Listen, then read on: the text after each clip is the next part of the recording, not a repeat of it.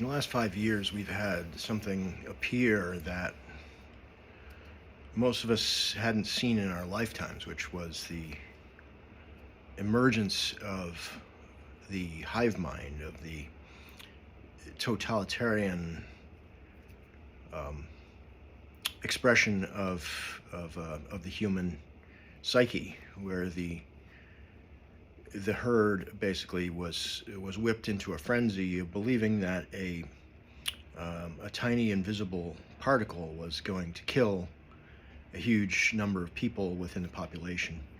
And all of a sudden, ridiculous things started to happen. The entire world was shut down.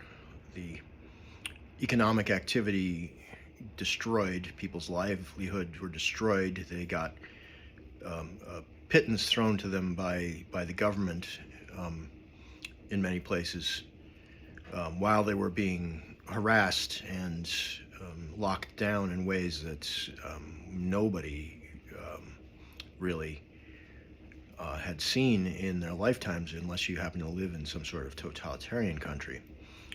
The demands that were made on us, the masking, the social distancing, these Orwellian ridiculous things which were forced upon us, were adopted as if they were real by a significant portion of the population, and especially those who were in power.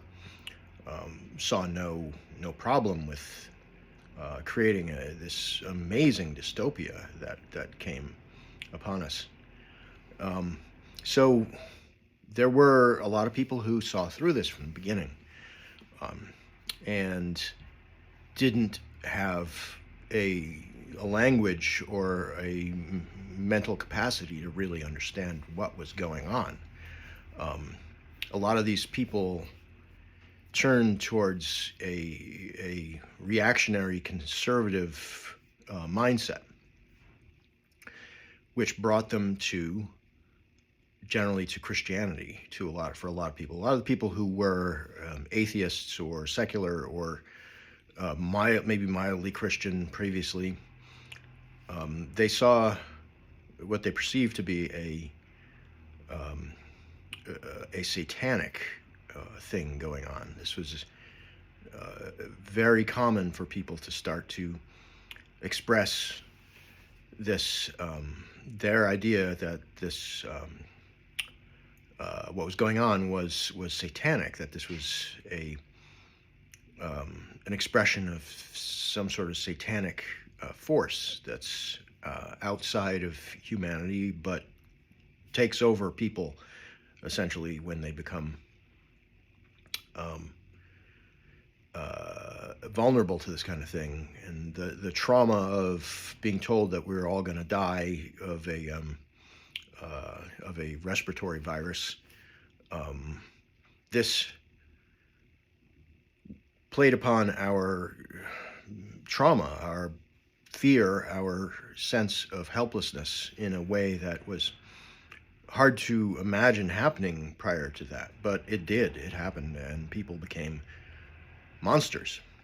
They internalized this idea, and they tried to enforce this upon themselves and their neighbors generally without understanding how ridiculous it all was, that none of this happened previously, or they could look back at some events like 1917 or maybe the medieval times when there was allegedly plagues, and say that, oh, well, this is happening again. This is our ancestral memory of things, horrific things happening to humanity. So they took it at face value because the experts, the television, the radio, the internet was locking down to anybody who had an opinion that was disagreed with this imminent threat, had to be stupid, dangerous, anti-vaxxer, anti-government, anti-human, wanting to kill their mother, kill their grandmother, kill their neighbors, because that's what they were told would happen if we didn't mask up and do everything, follow the lines in the grocery store, mask while we're driving alone, put on 2 masks, 3 masks, whatever. If we weren't in lockstep with this agenda, we were deserved to die. Essentially, we should be thrown in concentration camps. Often people would say we shouldn't be allowed to get medical care. And needless to say, I never believed any of this stuff. And I don't need to go into much depth into that, but this was obviously a scam from the very beginning, a scam at the highest levels, and the most universal scam that we'd ever seen in probably on the face of the earth, made far more profound by mass media. And you can find many people who, like Matthias Desmet, who will tell you all about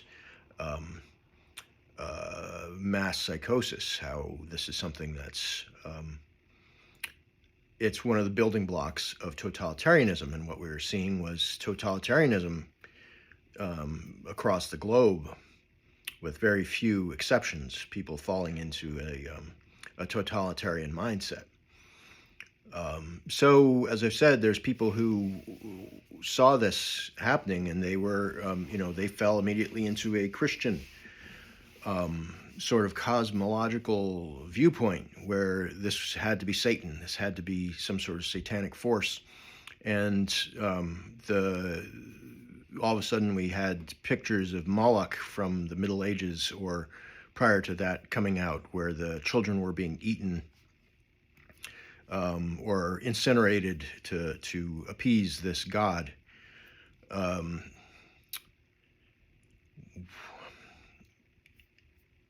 This reaction is entirely understandable, that people would start to see this as a return of these old gods, these expressions of, generally these are chthonic gods, these are gods of the earth, feminine gods, generally gods who were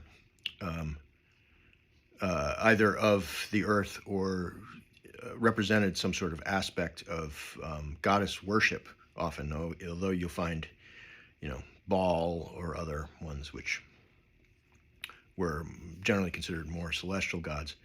But you get the idea. These are like a return of ancient pagan evil, is how people, knee-jerk, they went into this to get a some way of understanding what was going on. And you have your Russell Brands, and you have your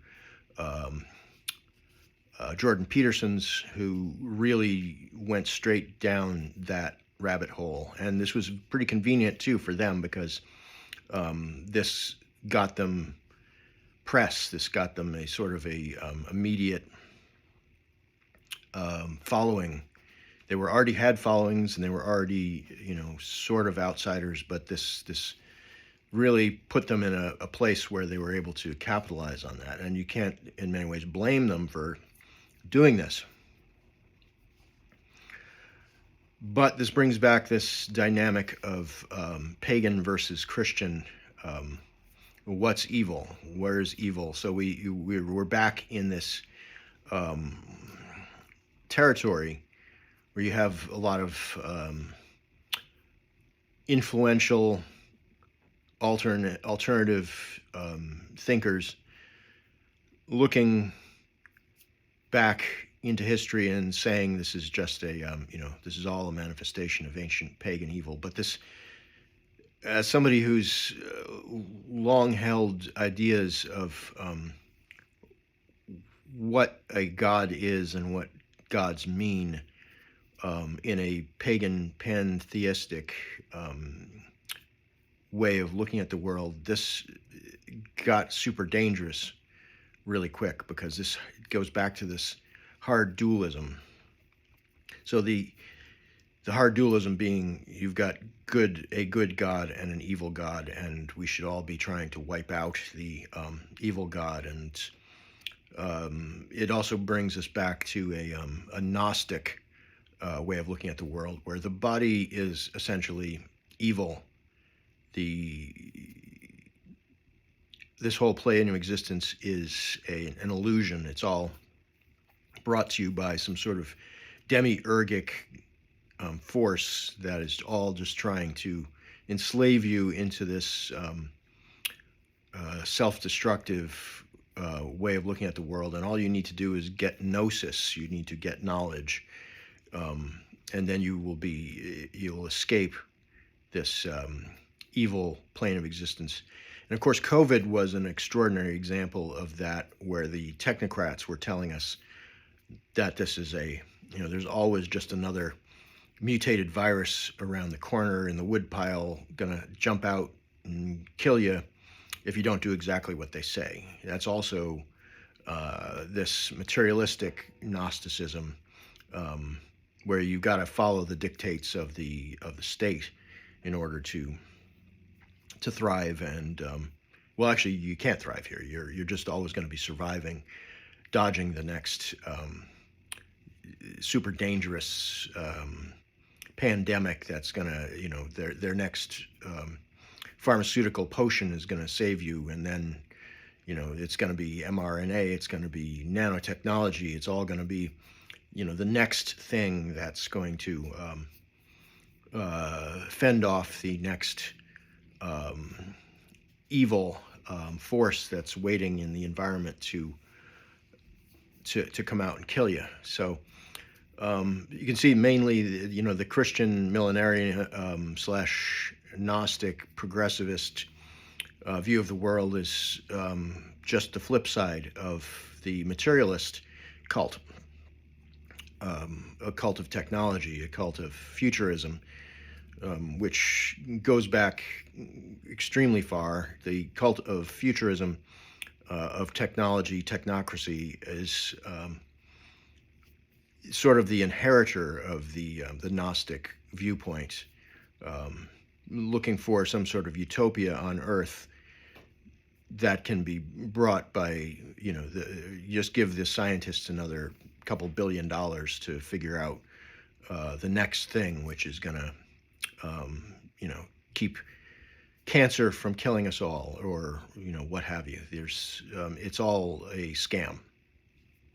Not that there aren't, there's not a reality to science, and there's not ways that we can make our lives better.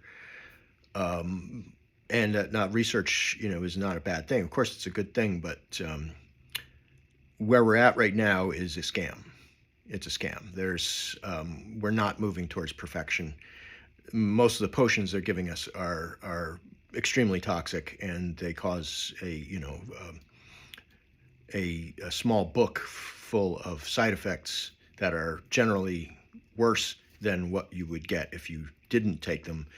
And there's all these classes of psychological drugs that have simply the effect of making us idiots, making us unable to think properly, to get rid of the outrage that we should have, because our world is becoming meaningless, because of our worldview, because it's a circular thing where we're being numbed out to accept the world, which is not what we think it is. So what's getting lost in this is a natural law viewpoint of what evil is, and a psychological viewpoint of what's going on here. This is a totalitarian mindset that is really infiltrated both the spiritual communities and the secular communities. It's as if the different brands of totalitarianism have just set up shop all over the place, and we're being shown no way out. And there is a way out, and the way out is an understanding of natural law. And you can be a sort of a universalist monist if you want, and understand that natural law is how things work. It's possible. You can be a pagan And I think it's easier when you have an idea that the universe has many forces, and none of them can be allowed to dominate.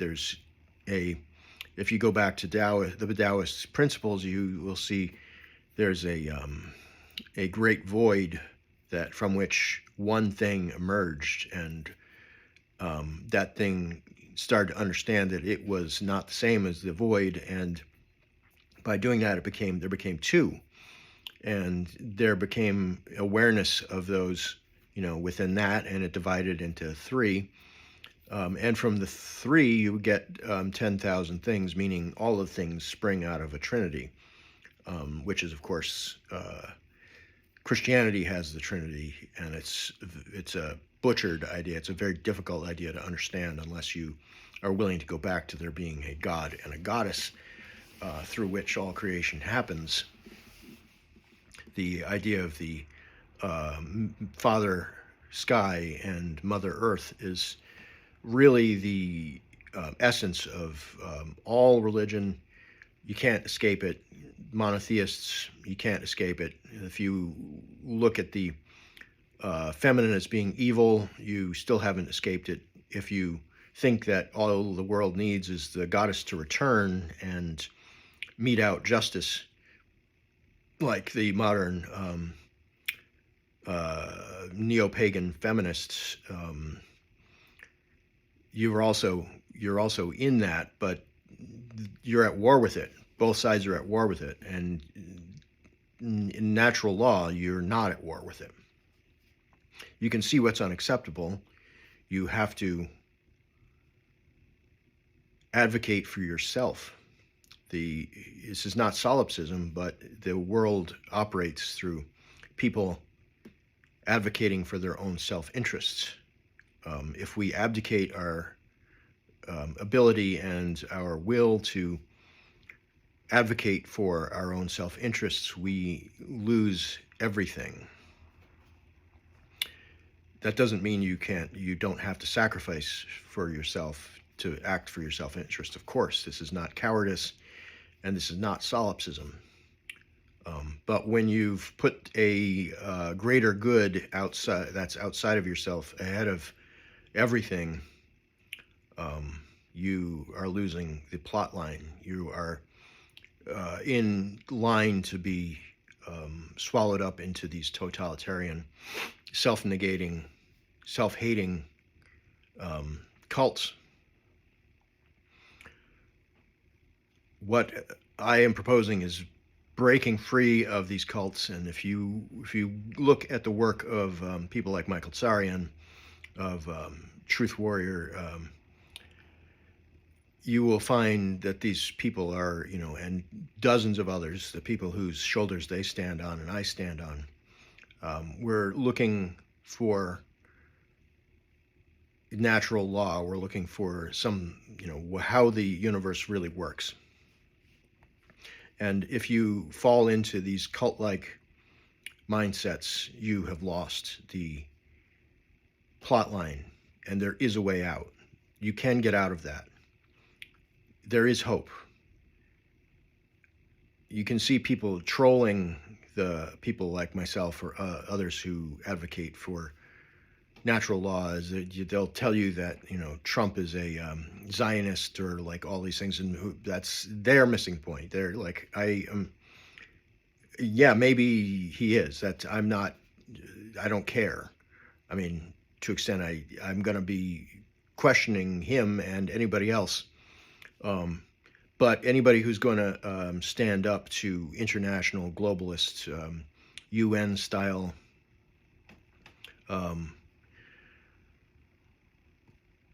ideas, anybody who is willing to throw a wrench into that and say we're going to stand up for our interests as a nation. We're going to stand up for our tribe. We're going to stand up for a consistent, ordered society, versus those who have accepted the idea that our entire way of life is evil and we need to collapse it into some sort of internationalist, utopianist framework in which the individual cannot um, do anything without permission from the government, without international being part of an international framework of communitarian governance, which is what these people want.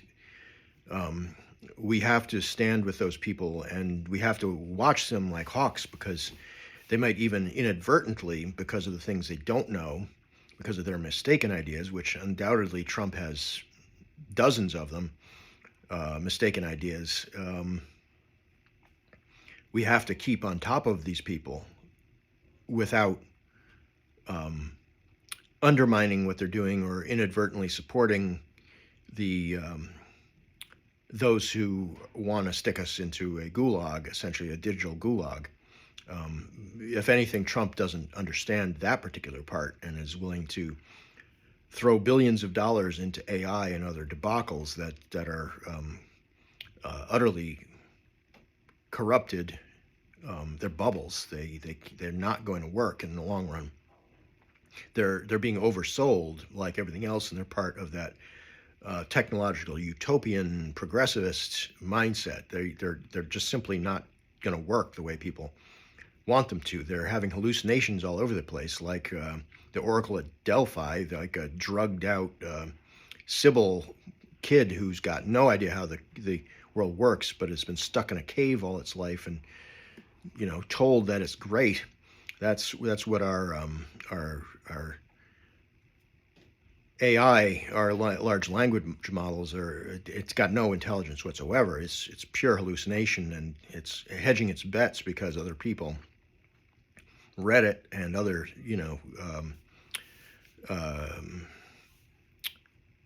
online groups are feeding the information into this, which it's then regurgitating back out in whatever order it seems to think will make sense. And again, there's a lot of hallucinations going on. It has no freaking idea what it's doing. So is that evil? That's not evil. The human